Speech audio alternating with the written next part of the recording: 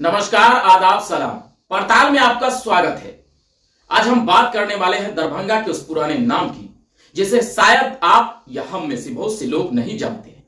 इस दरमियान कई वंश के शासक का उदय हुआ, कई वंश के शासक का आगमन भी हुआ, तो हम उस पर भी बात करेंगे क्योंकि इसे भी जानना बेहद जरूरी है। तो चलिए आज के पड़ताल की शुरुआत करते हैं। तुगलक वंश की स्थापना सन 1320 ईस्वी में गियासुद्दीन तुगलक गाजी मलिक दिल्ली सुल्तान खुसराव खान के अंत के बाद हुई थी। अब आप बोलेंगे आप दरभंगा के पुराने नाम से परिचित कराने वाले थे, लेकिन आप बात तुगलक वंश की करने लगे। तो हम बात दरभंगा के पुराने नाम की ही कर रहे हैं, लेकिन इससे पहले समझना होगा कि दरभंगा या बिहार पर तुगलक वंश का वर्चस्व कैसे कायम हुआ। राजा हरि सिंह देव को आखिर नेपाल क्यों भागना पड़ा, यह सब का कनेक्शन दरभंगा से है। तो चलिए पड़ताल की ओर। गियासुद्दीन तुगलक अपने अंतिम लड़ाई में बंगाल को विजय किया था। जब गियासुद्दीन तुगलक ने 1324 ईस्वी में बंगाल बिहार के लिए सेना भेजा, तब लखनौती शासक नसीरुद्दीन ने खुद को गियासुद्दीन तुगलक के सेना के सामने आत्मसमर्पण कर दिया। परंतु सुनार गांव के शासक गियासुद्दीन बहादुर ने इसका विरोध कर दिया। हालांकि यह विरोध ज्यादा देर तक नहीं रह पाया और उसे पराजित होना पड़ा, जिसके बाद उसे दिल्ली भेज दिया गया।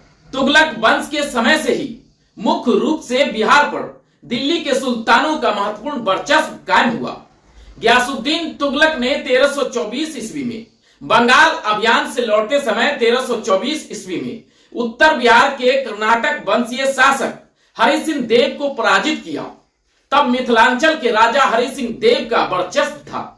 इस प्रकार तुर्क सेना ने तिरहुत की राजधानी डुमरावगढ़ पर अधिकार कर लिया और अहमद को राज की कमान सौंपकर दिल्ली लौट गए।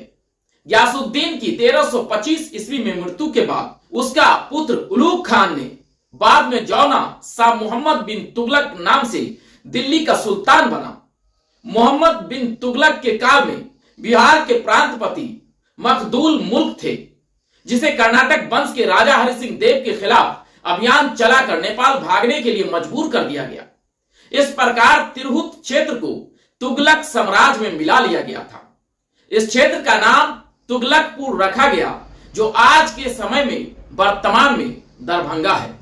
इतिहासकारों की माने तो 16वीं शताब्दी में तुगलकपुर को बदलकर इसका नाम दरभंगा रखा गया। दरभंगा में मोहम्मद बिन तुगलक ने एक दुर्गे और जामा मस्जिद बनवाई।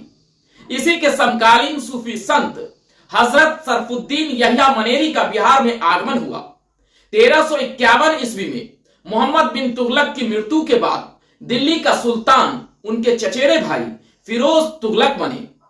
तत्कालीन बंगाल के शासक हाजी इलियास ने ओएन बारा के शासक कामेश्वर सिंह के विरोध के बावजूद तिरहुत क्षेत्र को दो भागों में विभाजित कर दिया। तुगलक काल में बिहार की राजधानी बिहार शरीफ थी। बिहार राज्य का बिहार नाम भी इसी काल में पड़ा था। इस काल में बिहार के प्रशासकों में सबसे महत्वपूर्ण मलिक इब्राहिम थे। बिहार शरीफ के पहाड़ी पर स्थित इनका मकबरा है। 1388 ईस्वी में फिरोज शाह तुगलक की मृत्यु के बाद मध्यकालीन बिहार का दिल्ली सल्तनत में विघटन प्रक्रिया शुरू हो गई। फिरोज शाह के उत्तराधिकारी कमजोर थे, जो बिहार पर नियंत्रण नहीं रख सके। यही स्थिति दिल्ली सुल्तान सैयद वंश के शासकों में रही, जिस कारण बिहार का क्षेत्र जौनपुर राज्य के अधीन हो गया। जौनपुर में सरकी वंशीय शासक थे, जिससे जौनपुर और दिल्ली में संघर्ष प्रारंभ हो गया। अंतिम सरकी शासक हुसैन शाह सरकी के समय बिहार भी संघर्ष में फंसा रहा। 1489 ईस्वी में जौनपुर पर लोधी वंश का अधिकार होने के बाद बिहार में नुहानी वंश का उदय हुआ। तो इस प्रकार से बिहार की राजधानी बिहार शरीफ से बदलकर पटना हो गया। उसी प्रकार तुगलकपुर से बदलकर दरभंगा हो गया। आज तुगलकपुर दरभंगा के नाम से जाना जाता है।